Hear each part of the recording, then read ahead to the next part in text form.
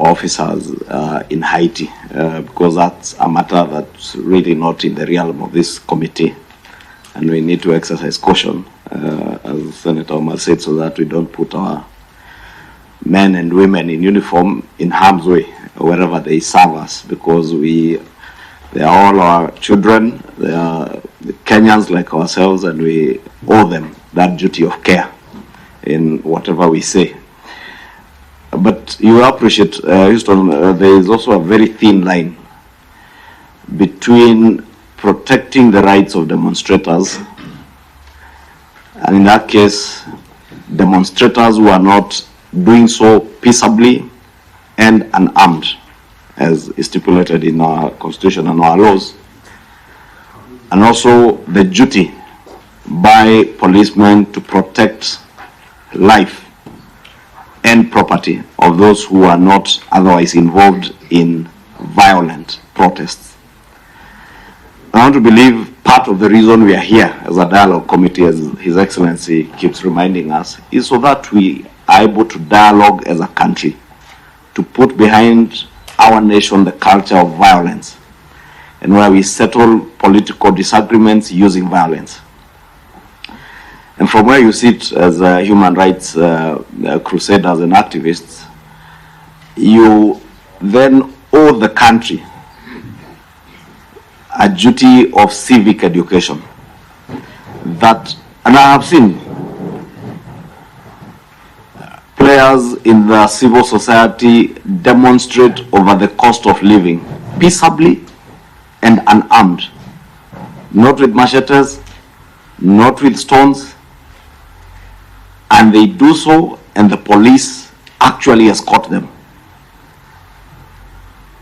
even to the gates of Parliament. I have seen them even chain themselves to the gates of Parliament peaceably.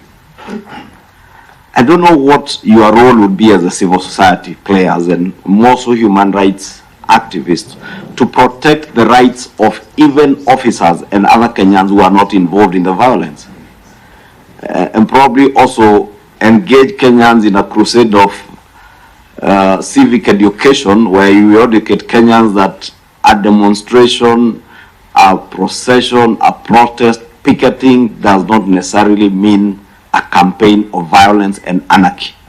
Because when we get into a campaign of violence and anarchy, then you leave the police in a catch-22 position, where police officers have to protect another Kenyan's supermarket being looted, and the people looting have machetes, are armed with stones, they have broken into a supermarket, you lobby tear gas, they do not respond, they continue looting and threaten the police. Therefore, there has to be that balance, and we must appreciate that balance. Two, nobody in this country would advocate for excessive use of force, because as Senator Mugeni says, today it's Opio and I, tomorrow it's me. And trust me, I have been there, I know. Those two young Indians you refer to and their taxi driver are people I knew, are people I worked with. There was no reason, absolutely no reason for those young Indians and the Kenyans who were killed by the people, as you say, who are known.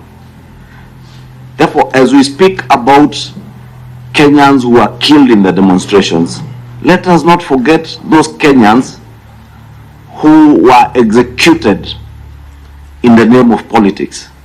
Those young Indians were executed in the name of politics for no reason at all. And not just those because they were Kenya Kwanza.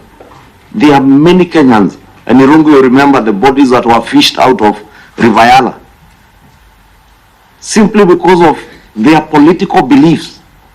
People we knew. Therefore, as we speak, and I speak this with a very heavy heart, because we lost so many people that worked with us in the last campaign because of what they believed in politically. And we had their bodies in River Yala, some in River Tana, others in their Badeas.